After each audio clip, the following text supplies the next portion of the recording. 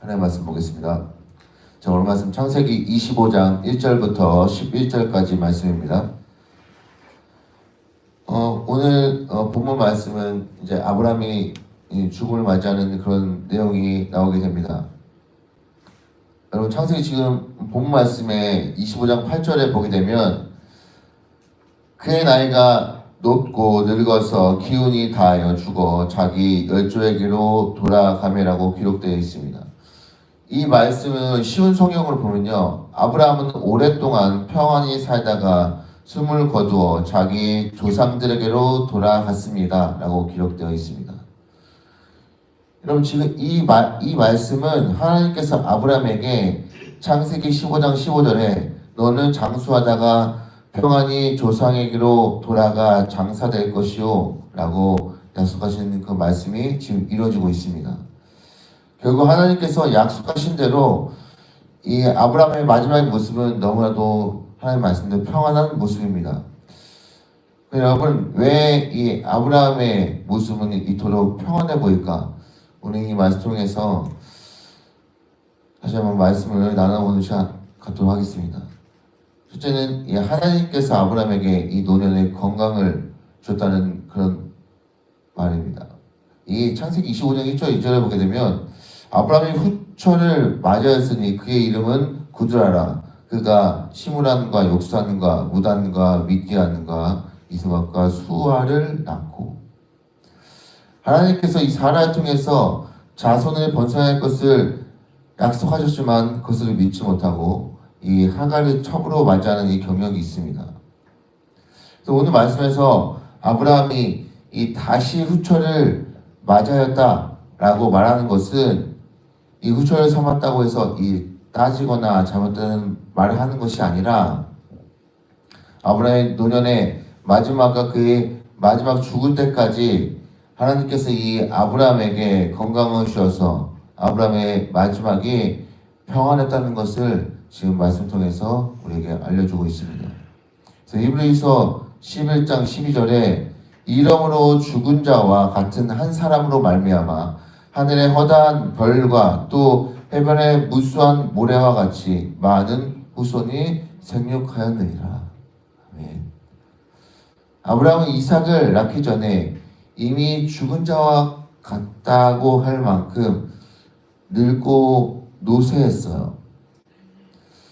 그러나 하나님의 약속을 믿었기 때문에 하나님께서 이 아브라함에게 건강을 회복시켜 주시고 이 이삭을 낳았을 뿐만 아니라 그 후에 이 사라가 죽고 난 이후에 이 구드라를 아내로 맞이하여서 이 6명의 아들을 더 낳게 했습니다.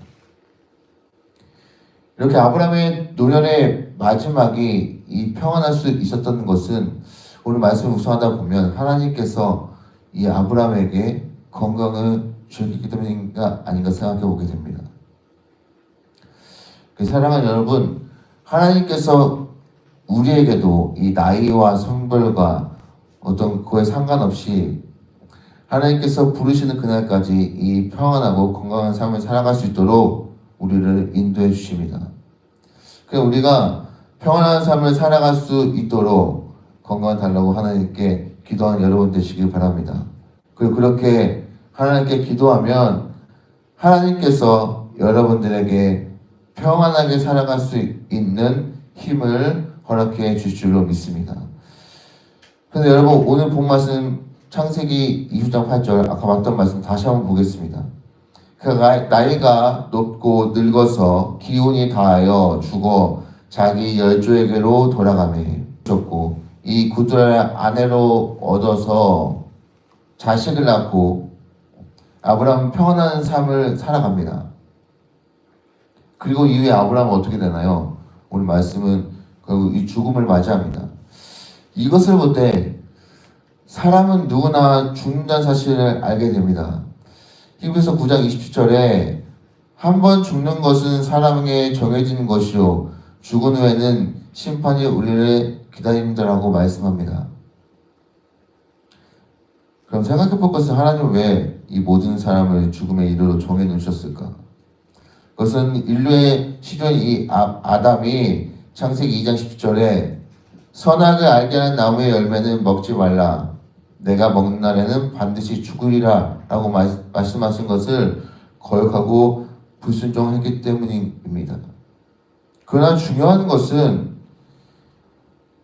이 자신이 반드시 죽게 된다는 것을 아는 사람은 이 끝까지 그 욕심을 보지 않고 마음에 평안함이 있습니다. 왜냐하면 하나님께서 이 죽음 이후에 우리에게 영생을 허락해 줄 것을 믿기 때문입니다. 그래서 사랑하는 여러분, 사람 누구나 죽음이 끝이 아니라 하나님의 심판이 있습니다. 여기서 죽음 다음에 심판이 있다는 것은 우리가 준비해야 한다는 그런 뜻입니다. 이게 분명한 것은 죽음은 누구에게나 순식간에 찾아오기 때문에 미리 죽음을 준비하지 않는 사람은 우리가 죽음 앞에 당황하게 됩니다. 그래서 여러분에게 질문하고 싶어요. 여러분 죽음을 준비하고 계십니까? 그래서 무엇을 어떻게 준비해야 될까요? 아주 간단하면서도 중요한 것입니다. 바로 예수님을 믿는 것입니다. 예수님을 믿는 것이 죽음을 준비하는 것입니다. 요한복음 3장 16절에 하나님이 세상을 이처럼 사랑하사 독생자를 주셨으니 이는 그를 믿는 자마다 멸망하지 않고 영생을 얻게 하려 하심이라. 아멘. 하나님께서 세상을 사랑하셔서 또한 세상을 살아가는 우리를 사랑하셔서 예수님을 보내주셨습니다. 그럼 이제 우리는 예수님을 믿으면 영원한 생명을 얻게 되는 것을 우리가 알고 믿습니다. 그래서 딱 한 가지, 그 예수를 믿으면 됩니다.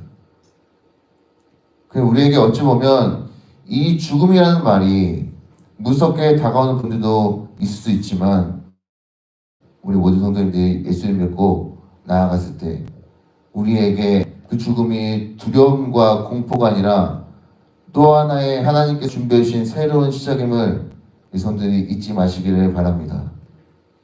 그래서 사람이 죽으면 그 육체는 썩어져 흙으로 돌아가지만 그 영혼은 소멸되지 않고 이 하나님 나라에 영원히 살게 됩니다.